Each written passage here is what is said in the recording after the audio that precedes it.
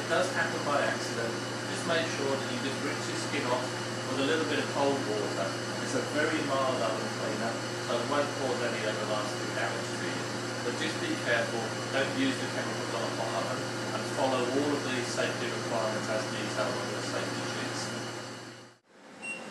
Okay, now the oven has actually cooled down. It took about 25 minutes to cool down, and what you see on the front of the actual oven now is telling us to turn the oven off and clean the air filters. And those two little arrows pointing to the bottom of the oven.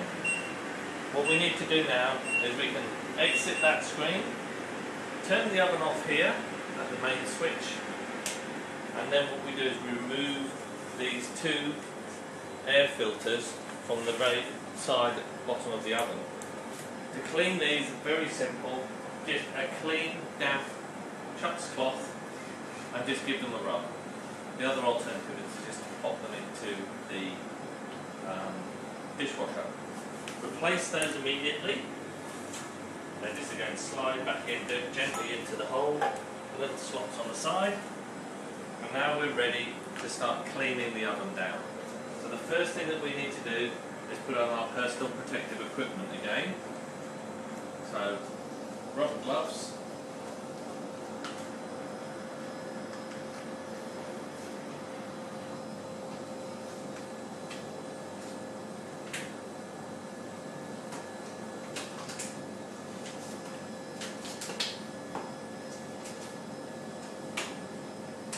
Just make sure as well that your arms are covered as well, because what you don't want to do is have any spray going up the inside of your arms and other things like that as well. So if you're wearing a long sleeve shirt and you've rolled the sleeves up, just roll the sleeves down, or be aware of the fact. So what we're going to do now is we're going to take our K's oven cleaner and we're going to spray it on the inside surfaces of all of the oven. So the first thing we need to do is take out our container of what is now water and tip the dirty water away, and then we'll fill that with water and place that back in the freezer for the next day. We now take our cleaning chemical and we spray it on the entire surface of the inside of the oven, all over the base plate, just lightly on the door, and you can see that's still steaming a little bit because the oven is still quite warm. And we'll just close that and allow that to activate in the oven for about 5 minutes. Okay, so we've left the chemical to activate in the oven for about 5 minutes, and what we'll do now is we'll remove all of the accessories from the inside of the oven. So the first thing that we're going to remove is the upper impingement plate. So again, undoing the two screws, turning them clockwise until the plate falls at the front, like so. And then we just grab hold of the impingement plate and we remove it from the oven. So you can see there's a bit of a build up on the top. You may find that there's more or less build up.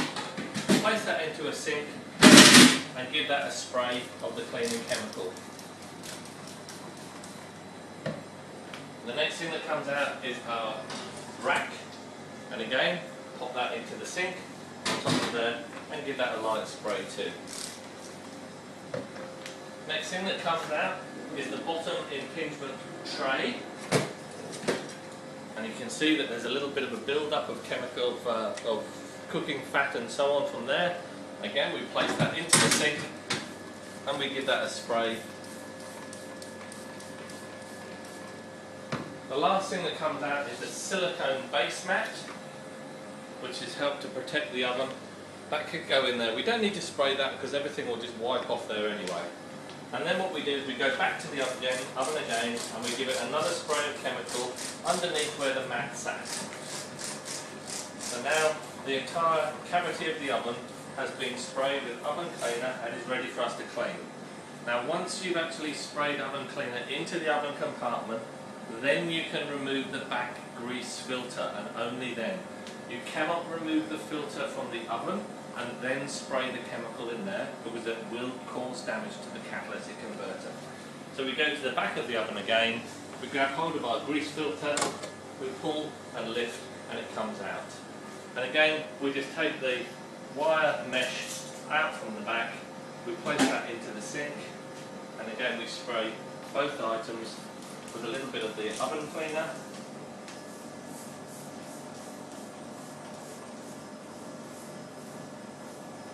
we leave those in the oven, in the sink to soak.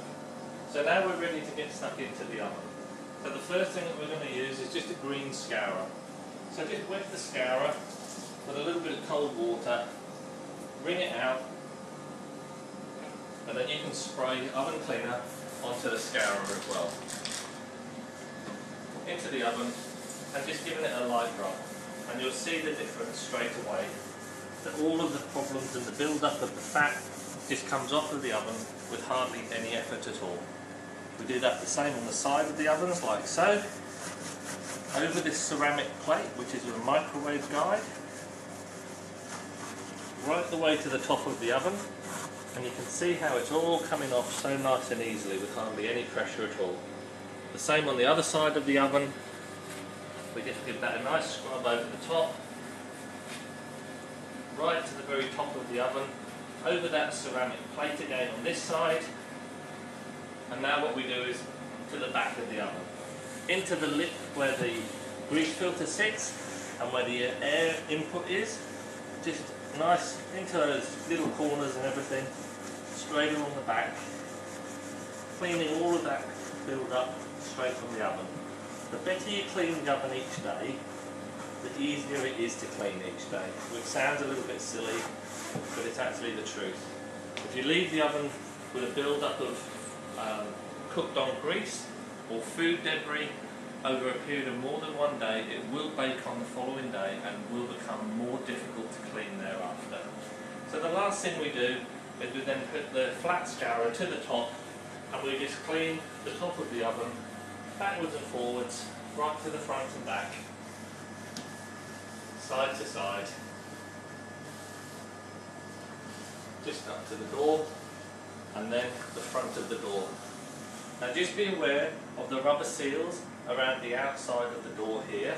We try to avoid putting cleaning chemicals or oven protector onto that area because it's a rubber seal and over time it will deteriorate.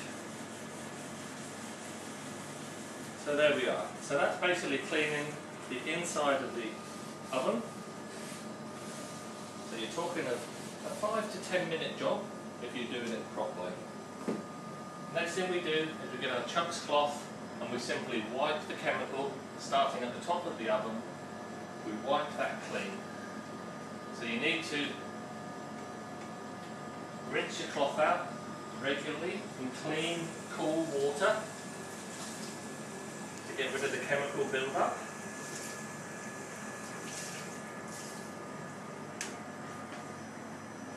And then we go down to the side of the oven here.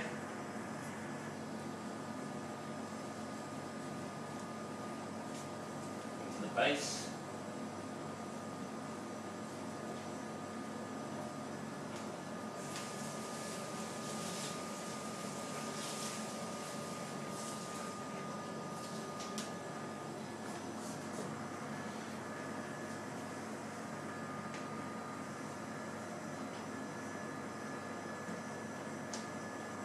So you can now see on this side of the oven where we've had our clean that all of the build-up of the fats and the oils and the debris from the food has all been cleaned away. And we just simply continue to wipe over the entire inside of cavity of the oven until all of the chemical has been wiped away.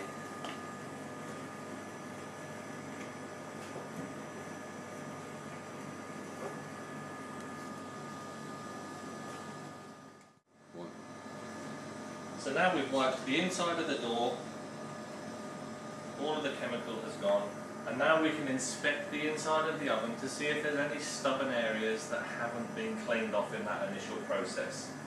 So straight away I can see a couple of little spots on the door here, just in this area where there's a bit of a build-up, and also just on the inside of the oven here where there's a little bit of a build-up by the magnetron guard. So the first thing that we'll do is again we'll take our green scourer and we'll just give that an extra little rub with a little bit of effort, and most of the time that will all come off, and it has in this case as well. If in the eventuality though there were a couple of areas that were very stubborn, didn't want to come off, then we take our little metal scourer and again very lightly, without any pressure at all, we'll just rub that over the surface, and as you can see That's now perfectly clean. So now we've cleaned the inside of the oven, we need to go back to our accessories that we sprayed with oven cleaner earlier and has been soaking. So what we do again is we take the accessories from inside the sink and we give them a light spray all over. And again, using our green scourer, we just give them a quick, gentle rub over with a little bit of hand pressure, just to take off all of that build-up of grease. It really doesn't take that much time, and as you can see, it brings the oven back up to the way it should be. And if it's cleaned every day like this, it makes the whole process of cleaning and cooking more efficient and faster as well. So once you've actually given the items a good clean on the inside and on the out, just using our green scourer again,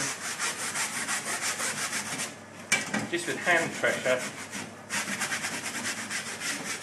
then we just simply rinse them off under the cold tap and they're ready to put back together again. Just remember, if there are any little bits of your nylon scourer that have deteriorated on there, try and remove those before you put the oven back together again. But obviously what's going to happen is they're going to actually burn on to the plastic will melt and it will burn onto the oven. So as you can see, that's nice and clean now, and we'll just pop that down to dry. The next thing is we do the same thing with the grease filter.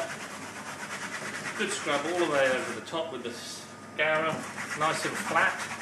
Just be careful here because sometimes the little bits of wire that are interwoven here can come loose, and they'll obviously then they will pierce through your safety gloves.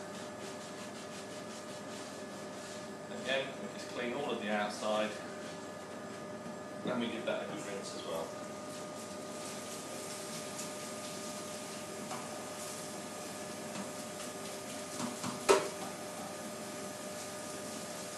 So we do that for all of the accessories that are going back into the oven. We just rinse them off, give them a quick scour. Even with this mat now, we can just go over that very quickly, just to get rid of any build-up. And then once they're clean, we just rinse them off and we'll place them back into the oven once we're finished. So now we're cleaning the bottom impinger plate. Now with the impinger plates, it's very, very important that we make sure that all of the little holes are free and that there's no build-up of fat or grease in it. Because if you have a build-up of fat or grease inside the impinger plate holes, it will obviously stop the circulation of air in the oven, and it will cause the oven not to cook as quickly and as effectively. And you may well end up then with light spots on the food where the food hasn't been correctly cooked. So what we've done again is we've scrubbed that one now, and again we give that one a nice rinse.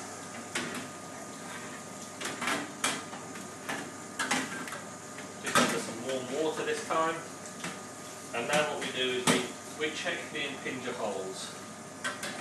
So we check to make sure that there's no blockages in the holes, and the best way to do that is simply to hold it up to the light once it's dry.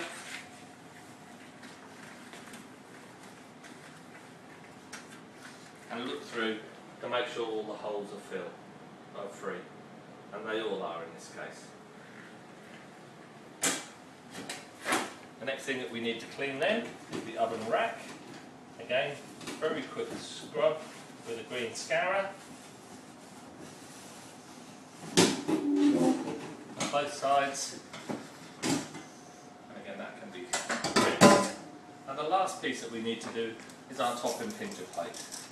Again, just another light spray of the chemical, and here we are just literally just rubbing over this with I'm hardly touching this scourer at all. And you can see, even after just a light clean, that it brings it up.